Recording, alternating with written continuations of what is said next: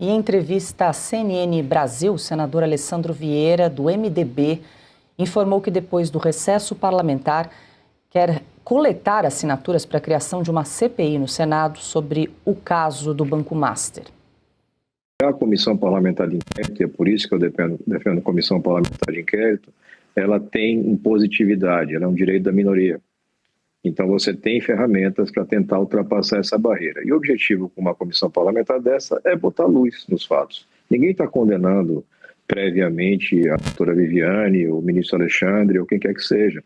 Mas fatos dessa relevância têm que ser apurados. O cidadão tem direito de saber se é fato, se é verdade que tem um contrato que garantiu o pagamento de 3,6 milhões de reais para a banca de advocacia da família do ministro Alexandre de Moraes, aparentemente sem nenhuma contraprestação, com contraprestação mínima. Se é verdade que o ministro Alexandre interferiu diretamente no interesse, no benefício de um cliente da banca de advocacia da sua família. Se isso tudo for verdade e for devidamente comprovado, você cria todo um conjunto de pressão e de esclarecimento para a sociedade e para o Congresso que talvez viabilize o impeachment. Para o senador, vai chegar o dia em que o Brasil vai acompanhar a prisão de ministros. Eu não tenho dúvida que vai chegar o momento do impedimento de ministros. Não tenho dúvida nenhuma. Não tenho dúvida nenhuma que vai chegar o momento de prisão de ministros das cortes superiores do Brasil. Porque você tem vários fatos gravíssimos em andamento, condutas que ultrapassam qualquer limite e uma rejeição até mesmo à criação de um código de ética. É uma coisa quase insípida, não tem grandes efeitos no código de ética. É apenas uma conduta. Mas eles querem que a sociedade brasileira ache normal esse enriquecimento absurdo, ache normal caronas em jatinhos de investigados, processados, e essa promiscuidade com o ambiente político, empresarial e da advocacia. Pois é, Augusto, não é a primeira vez que o senador Alessandro Vieira chama atenção, joga luz para essa questão, né? E veja bem, isso aí causa impacto, vira notícia importantíssima quando ele está falando o óbvio. O óbvio, um ministro do Supremo não pode se comportar assim.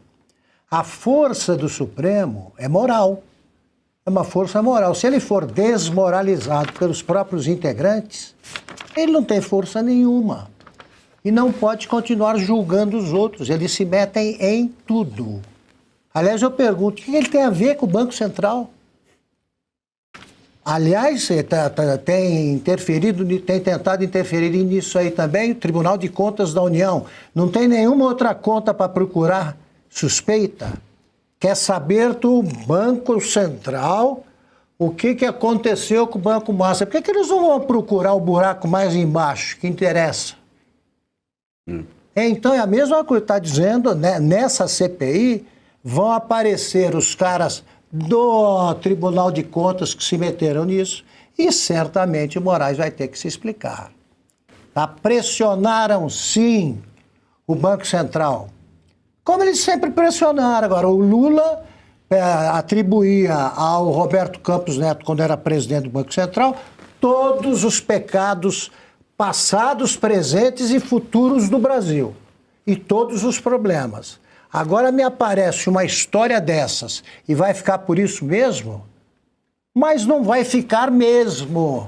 E ele vem, né, inexperiente, política desastrado como político que ele é, o Moraes, ele começa aí a botar tornozeleira em general, perseguindo deputados, ele vai recrudescer, pior para ele.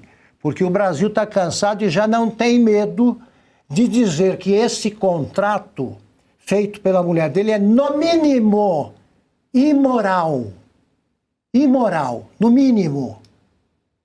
E é um crime quando o ministro se mete nessa história advogando pela própria mulher. Pois é, Cauti, e o senador Alessandro Vieira, né, cita, evoca o interesse público na abertura dessa CPI depois do recesso, mas vale lembrar que o senador Eduardo Girão também chegou a coletar aí 33 assinaturas para a abertura do Banco Master, ainda no fim do mês de novembro, ali, 28 de novembro, ele coletou esse número de assinaturas, mas o caso seguiu, né, com mais desdobramento, seguiu para essa situação que a gente está acompanhando agora com o envolvimento da mulher, do ministro Moraes, enfim, essas ligações reuniões aí com o presidente do Banco Central, Gabriel Galípolo, e agora essa possibilidade de investigação por parte do Congresso Nacional. Começa a convocação pela Malu Gaspar, que ela vai tranquilamente e fala.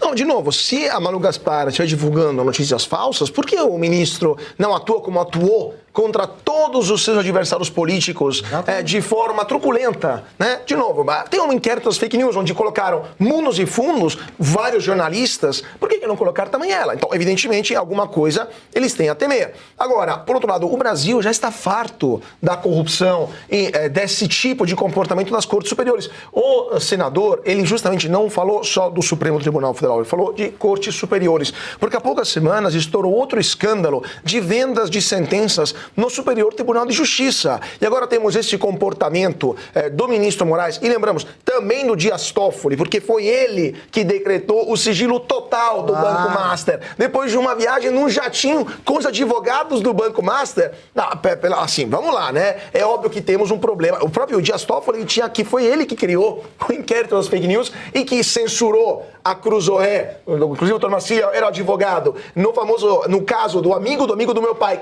onde ele era envolvido no caso do mensalão, e a gente acha que está tudo bem, eles acham que o Brasil vai aturar esta também.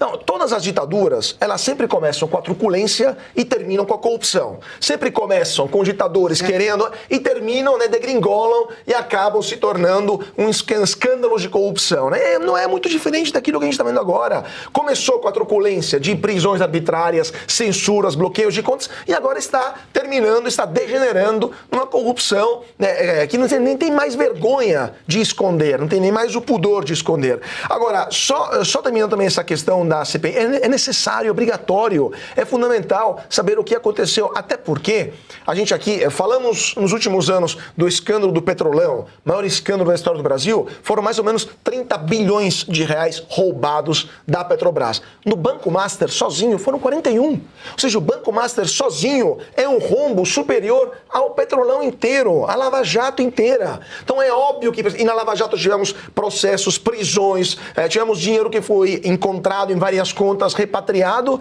E por que no Banco Master não? Por que tolerar um escândalo potencialmente maior do que a Lava Jato e fazer de conta que nada aconteceu? Caute, para que os nossos espectadores entendam, porque eles sabem o que aconteceu no Petrolão. Os empreiteiros de estimação, né, e o governo, eles combinaram um esquema de propinas ali para monopolizar as obras e tal, e ponto. Explica o que fez, como é que o Banco Master, as maracutaias que ele fez para chegar a uma quantia dessas.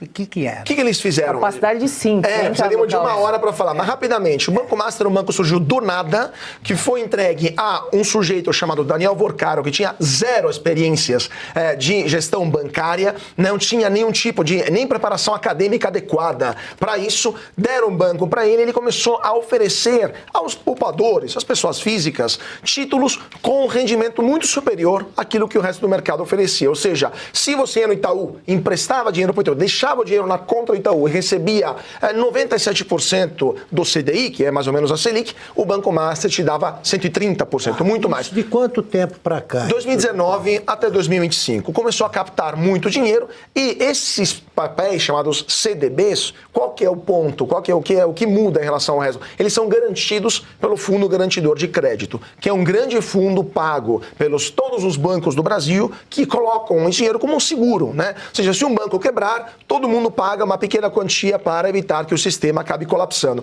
Então, o que o Banco Master fazia? Pedia dinheiro emprestado para as pessoas, dizendo, olha, quem paga, quem cobre, em última instância, é o Fundo Garantidor de Crédito. Eu te dou um juro mais alto. Então, todo mundo começou a colocar dinheiro no Banco Master, começou a emprestar, de fato, dinheiro para o Banco Master, só que o Master, ao invés de investir esse dinheiro em atividades econômicas com uma rentabilidade superior ao juro que ele prometia, ou seja, para ganhar em cima disso e pagar as suas dívidas, começou a colocar dinheiro em empresas falidas, empresas de empresários amigos, muitas delas ligadas ao Nelson Tanuri, como por exemplo a Oi, a Light, empresas de recuperação judicial, a Gafisa, ou seja, pegou dinheiro mais caro do mercado e, em vez de aplicá-lo em empresas que rendiam mais, e colocou dinheiro em empresas falidas, ou seja, não conseguiu devolver esse dinheiro. Anunciado, é um desastre anunciado. Quem pagou quem vai pagar vai ser o Fundo Garantidor de Crédito, ou seja, todos os correntistas brasileiros. Agora, o ponto é, ninguém viu isso acontecer, ninguém viu esse banco minúsculo, quase irrelevante, se tornar esse rombo gigantesco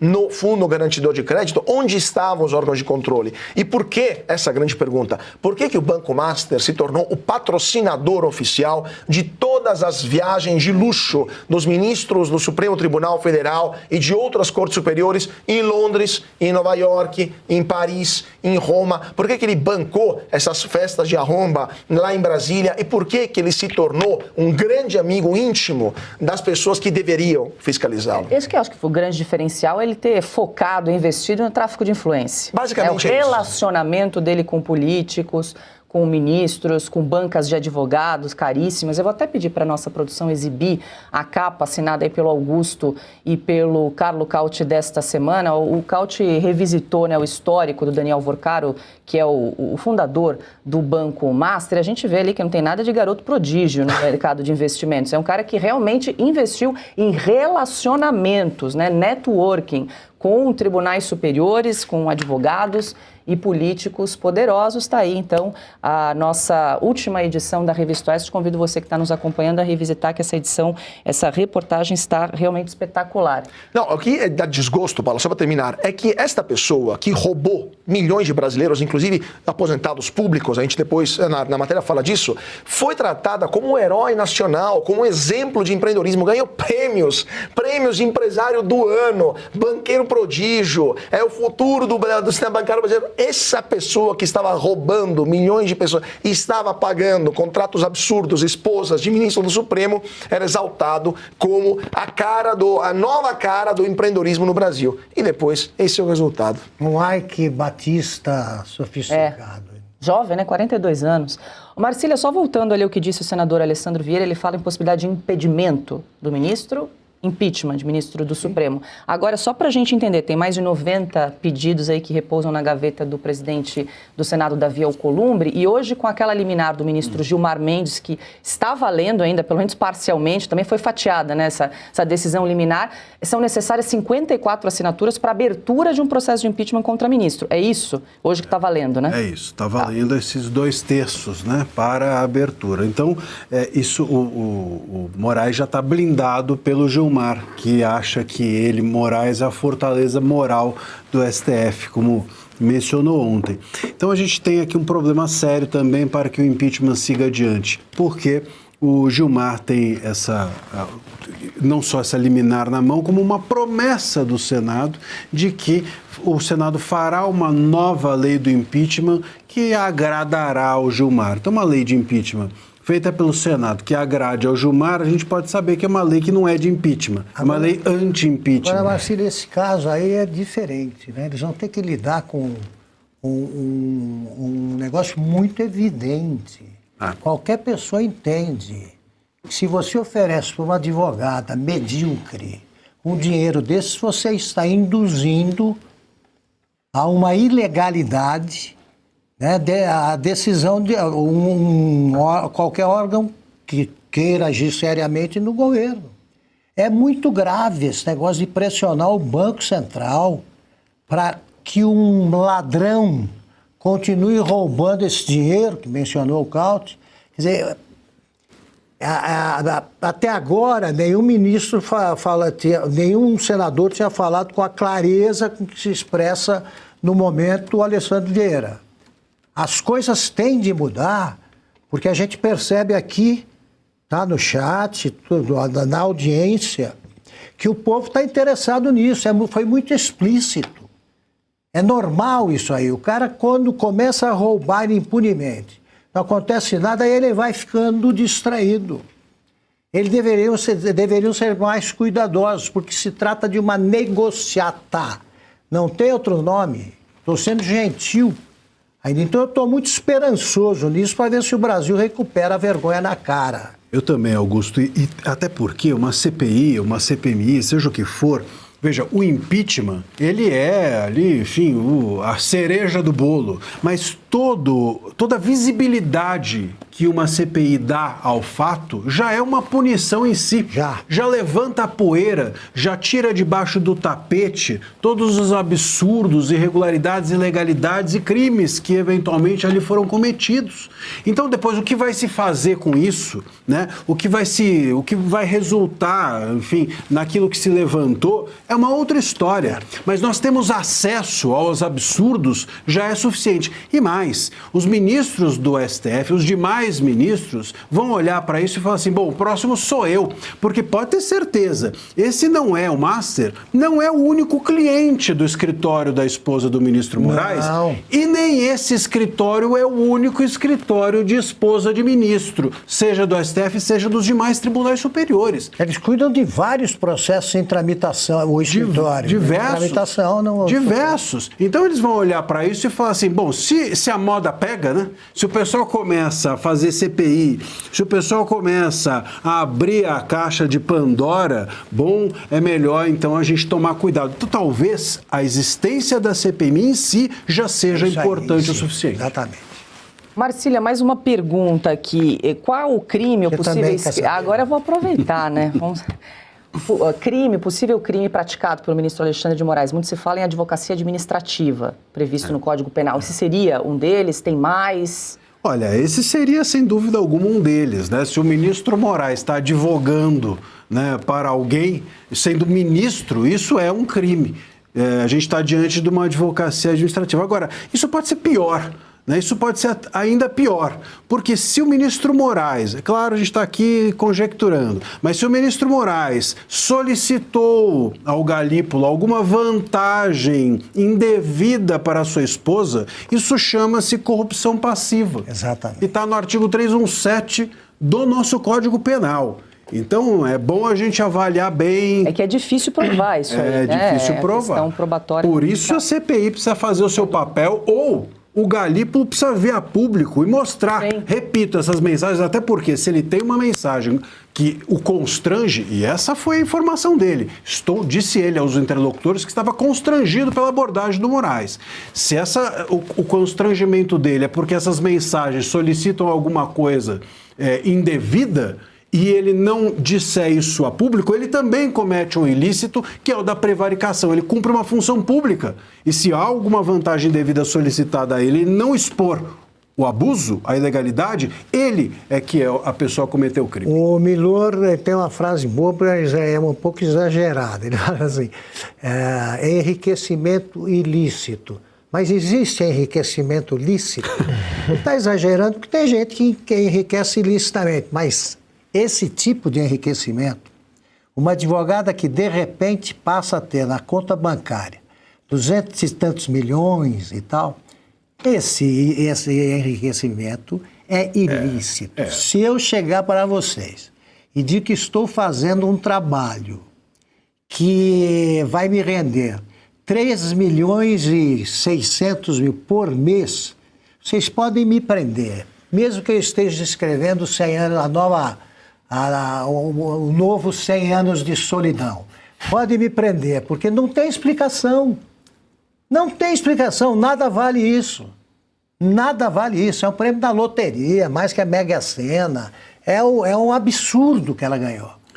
Tem que explicar. É o que falamos aqui, ela teve um crescimento patrimonial de 232% em um ano. Pois é, milagre. Se ela segue, a gente até comentou isso, se ela seguir isso, nesse ritmo, até a aposentadoria do Moraes em 2043, ela supera em 1000 vezes o PIB mundial de 2025. Pois olha, é por isso que eu percebo, é por coisas assim que eu percebo que eu pertenço a outra geração mais antiga, né? O nosso sonho, jornalistas da minha época, da minha geração, era escrever uma matéria, reportagem de capa, que justificasse a chamada de capa. Como ganhar $1 milhão. Essa turma aí não ia comprar a revista. Porque eles sabem ganhar muito mais sem ler revista nenhuma.